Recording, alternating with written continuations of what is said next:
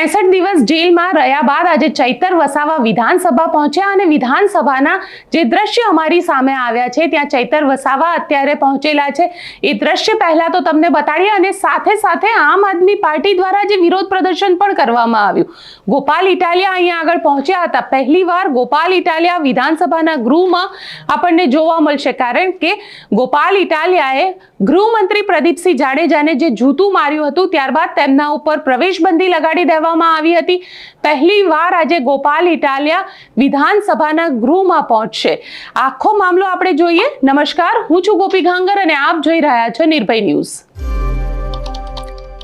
ગુજરાત વિધાનસભાનું ચોમાસું સત્ર શરૂ થઈ ચૂક્યું છે।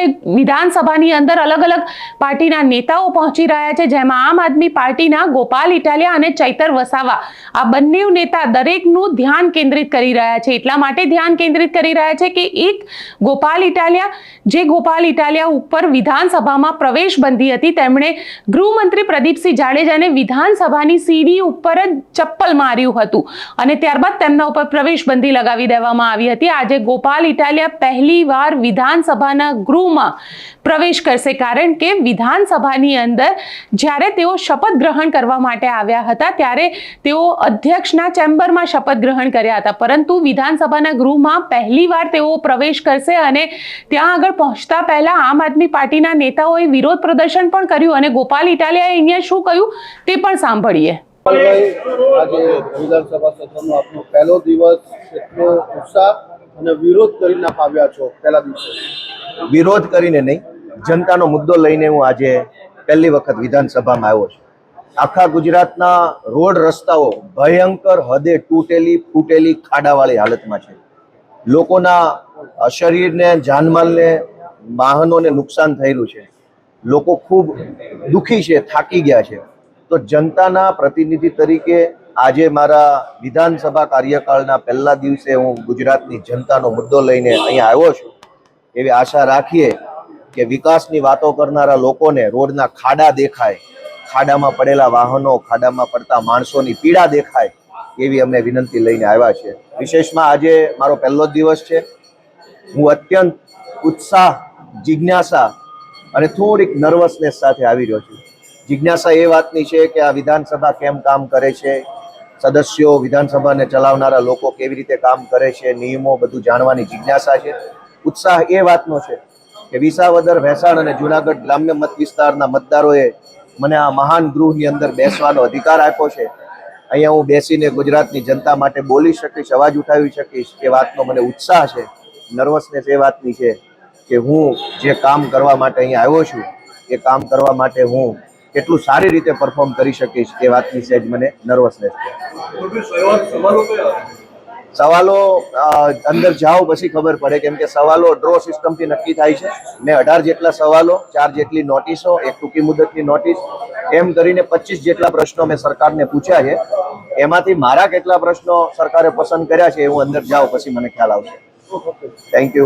ગોપાલ ઇટાલિયાની સાથે સાથે આમ આદમી પાર્ટીના ચૈતર વસાવા જે 63 દિવસથી જેલની અંદર બંધ હતા, જેલની અંદર એટલા માટે બંધ હતા કે ચૈતર વસાવા, જેમના ઉપર આરોપ લાગ્યો હતો હત્યાના પ્રયાસનો, અને ચૈતર વસાવાને વડોદરાની જેલમાં રાખવામાં આવ્યા હતા। કોર્ટ દ્વારા તેમને 3 દિવસના જામીન આપવામાં આવ્યા છે, 8, 9 અને 10, કારણ કે ગુજરાત વિધાનસભાનું આ જે ચોમાસું સત્ર છે, 3 દિવસનું આ ચોમાસું સત્ર છે, તેના માટે ચૈતર વસાવાને જામીન આપવામાં આવ્યા છે। અત્યાર સુધી એવું હતું કે ચૈતર વસાવા પોલીસની સાથે વિધાનસભામાં આવે, પરંતુ ગુજરાત હાઈકોર્ટની અંદર આમ આદમી પાર્ટી ગઈ અને ગુજરાત હાઈકોર્ટ દ્વારા ચૈતર વસાવાને ગાઈડલાઈન આપવામાં આવી, સાથે પોલીસનો જે જાપ્તો હતો તેને પણ રદ કરવામાં આવ્યો। એટલે ચૈતર વસાવા આજે સવારે વડોદરાની જેલમાંથી નીકળ્યા અને અત્યારે વિધાનસભાના ગૃહમાં પહોંચ્યા છે।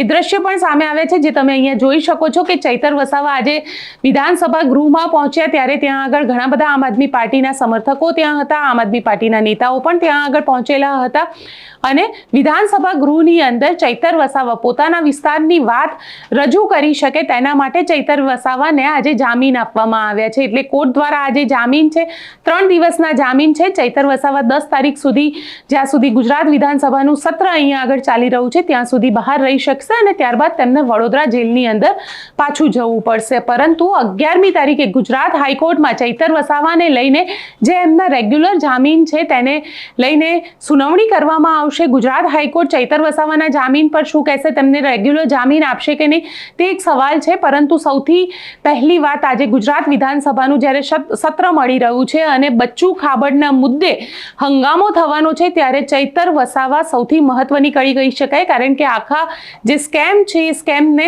ઉજાગર કરવાની વાત જે છે તે ચૈતર વસાવા દ્વારા કરવામાં આવી હતી અને ચૈતર વસાવા દ્વારા દાવો કરવામાં આવ્યો હતો કે મનરેગાની અંદર કરોડો રૂપિયાનું ભ્રષ્ટાચાર કરવામાં આવ્યું છે, જેમાં બચ્ચુ ખાબડ, તેમના દીકરાઓ પણ સામેલ છે.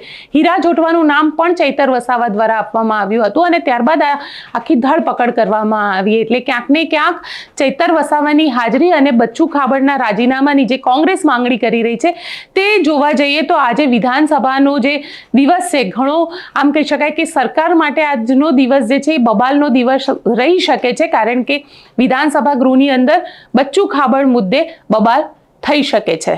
આપ શું માનો છો મને કોમેન્ટ બોક્સમાં ચોક્કસથી લખીને જણાવજો અને અમારી ચેનલ નિર્ભય ન્યૂઝને લાઇક, શેર અને સબસ્ક્રાઇબ કરવાનું ભૂલશો નહીં. આભાર.